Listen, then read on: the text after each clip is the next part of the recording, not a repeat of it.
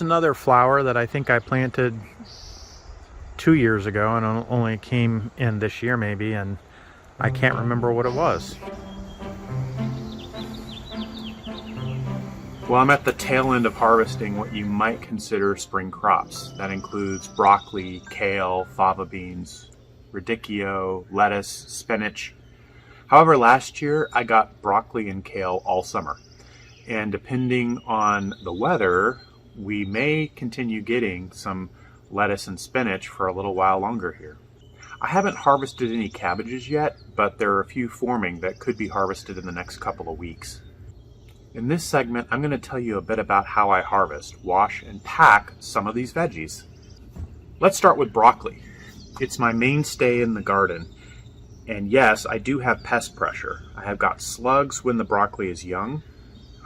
Slugs attack all of my young plants, but particularly brassicas. And then usually I get the cabbage moth caterpillars this time of the year as we enter into late June, early July.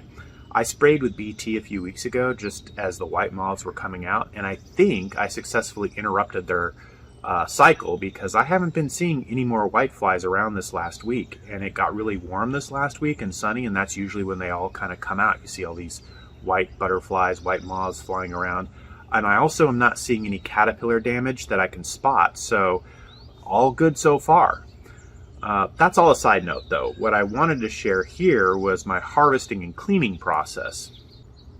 With broccoli, I grow mostly the sprouting type of broccoli. Sometimes I grow the crowns, but mostly the sprouting type, and that's the kind that has multiple stems with smaller heads. So I go around cutting the stems with about a 1/2 inch to 1 inch heads on them, and there's about 4 to 6 inches of stem, and then I bunch them, usually about a dozen or so, but it really depends on the size of the stems, how much I put in a bunch.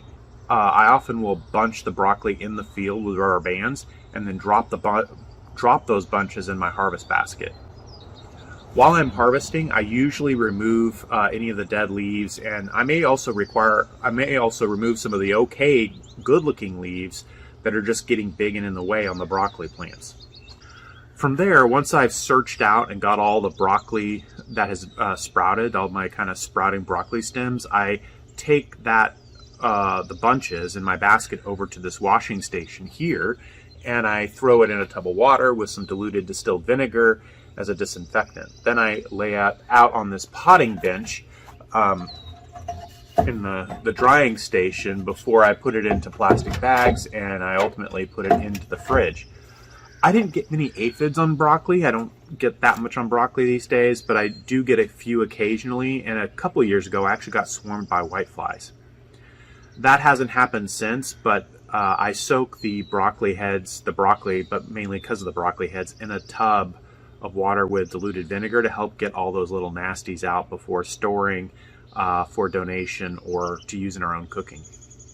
I harvest kale in a similar way to the broccoli. I used to bunch the kale in the field, but I'm trying to do it a little bit differently this year. This year I'm growing 3 different types of kale: dino kale, blue curl kale, red Russian, and a premium kale called red boar. I call it premium because the seeds are more expensive. The red boar just seems like a fancy red Russian to me though. So I don't want to have to walk the garden 3 times over hunting each variety one at a time to create bunches in the field. I just cut the leaves with my secateurs and pile them in my harvest basket. So my basket's just full of the kale leaves. Then I take them back here to the potting bench and I sort them into their types, into the different types of kale so that they're ready for bunching. Similar to the broccoli, I'll bunch about a dozen leaves or so, but again, it depends on the size and what the heft feels like in my hand of a single bunch. It's not an exact science. I then throw the bunches of kale into the washing tub behind me here with my diluted vinegar in it, and that's just to get off any bugs I missed. The kale is susceptible to the same kinds of pests as the broccoli, but there isn't the flower head for the aphids to kind of hide inside, so it's a bit easier to clean the kale than it is to clean the broccoli. And it's easier to see whether there's pests in there than it is with the broccoli as well. Fava beans are not something I harvest regularly. This is like a once-a-year routine for me. Last year was the first year that I actually grew them, and I pulled the whole plants out of the ground when I harvested. Now, I've read that if you leave the fava bean plant, in the ground, it can continue to grow beans after you've done your first harvest. Plus, last year I harvested my fava beans all at once. Half the beans were not as big as they could be. So this year I'm just cutting the beans off and leaving the plants in so the smaller beans can still mature, and perhaps I'll even get another round of beans that come on. The intent is to cook these as fresh shelled beans. I didn't do any washing. I just put them in the basket, and then over here at the potting bench, I transfer them from the basket into a paper bag for storage. I put them in the fridge because I wasn't able to shell them right away, and hopefully I'll be able to shell them within the next week.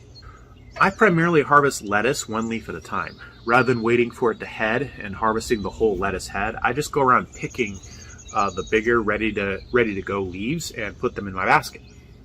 I'm doing this even with romaine lettuce, and that feels a little bit odd because normally I think you would harvest romaine as the whole heads, but I've been going ahead and harvesting the leaves to add to my basket. I have some lettuce called mesclun, which is I think just a mix of different kinds of softer lettuce.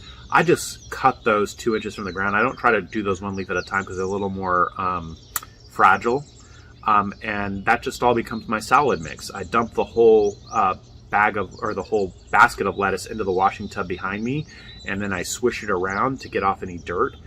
I let it sit for a few minutes because sometimes there might be some rogue slugs that I didn't see, particularly those little small baby ones. I want them to detach from the lettuce and sink to the bottom of my washing tub. The next step with lettuce is that I put it in the large salad spinner over here, this orange tub. I love this thing. I'll first put it in the inner basket and shake that out to get any kind of easy to shake off water. And then I'll put the inner basket into the main contraption here, and I'll crank the handle about 10 times and let it spin. The centrifugal force pushes the leaves to the sides, and the water falls to the bottom, and it drains out of the salad spinner at the bottom. I then empty the salad spinner into this potting bench here, and I let the lettuce air dry just a little bit more. This last step of air drying depends on the weather, really. I only leave it to air dry if it's cool out. Otherwise, to avoid the heat of the day, I'll just go ahead and pack it immediately into a plastic bag. But there's still some dampness usually with it after spinning, so I'll throw an absorbent paper towel into the bag, and that's to try to help wick up some of that excess moisture away from the lettuce leaves while it's in storage, essentially. So then I take that bag of lettuce and I throw it in the fridge. All of that procedure is to keep it dry because I take it to the food pantry within a couple of days of my harvest, but I don't know where it goes from there. I don't know how long it takes to get to somebody's table. And when I use it for my own meals, it will last about a week or so. I harvest spinach in exactly the same way that I do the lettuce. I do notice that the spinach tends to bruise a little more than the lettuce when I handle it, so I might be a little more gentle in the process. But same thing as the lettuce, I harvest spinach one leaf at a time, give it a bath in the water behind me with the diluted vinegar, spin it in the salad spinner to dry it a bit.